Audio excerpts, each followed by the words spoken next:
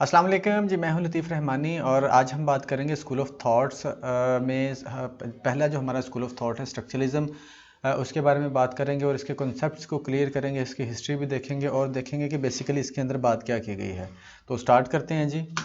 मेरा जो इंट्रोडक्शन है वो आप देख सकते हैं, ये मेरा इंट्रोडक्शन है। आगे बढ़ते हैं हम स्कूल ऑफ थॉट को देखते हैं कि क्या है। पहले हम चूँकि हम स्कूल ऑफ थॉट्स की बात कर रहे हैं, यहाँ पर हम डिफरेंट स्कूल ऑफ थॉट्स देखेंगे साइकोलॉजी के अंदर।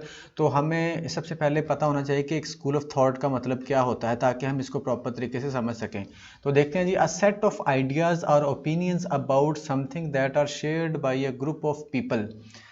ये सेट ऑफ आइडियाज़ या सेट ऑफ आइडियाज़ या ओपिनियंस होते हैं अबाउट समथिंग, किसी चीज़ से मुतल्लिक, that are shared by a group of people, जो कुछ लोग शेयर करते हैं या कुछ लोग एक ही आइडिया पर जब इत्फाक कर लेते हैं, अग्री कर जाते हैं, वो क्या कहलाता है? स्कूल ऑफ थॉट कहलाता है। सेट ऑफ आइडियाज़ और ओपिनियंस अबाउट समथिंग, किसी चीज़ के बारे में, that are shared by a group of people, जो कुछ लोग शेयर करते हैं किसी चीज़ को लेकर। ठीक है जी, दोबारा से मैं बता रहा हूँ स्कूल ऑफ थॉट क्या होता है?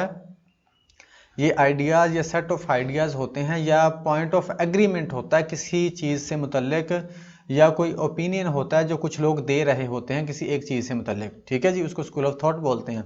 फॉर एग्जाम्पल, यहाँ पर स्ट्रक्चरलिज्म की ही मैंने एग्जाम्पल ली है। Structuralism proposes that the structure of conscious experience could be understood by analyzing the basic elements of mind। यहाँ पर स्ट्रक्चरलिज्म वाले जो हैं, जो स्ट्रक्चरलिज्म को मानने वाले हैं कुछ लोग, उनका कहना क्या था, उनका मानना था, वो सब इस बात पर अग्री करते थे कि structure of conscious experience, experience का जो स्ट्रक्चर है ना, वो हम किस तरह से समझ सकते हैं, वो हम उसी वक्त समझ सकते हैं जब हम एनालाइज करेंगे माइंड के एलिमेंट्स को।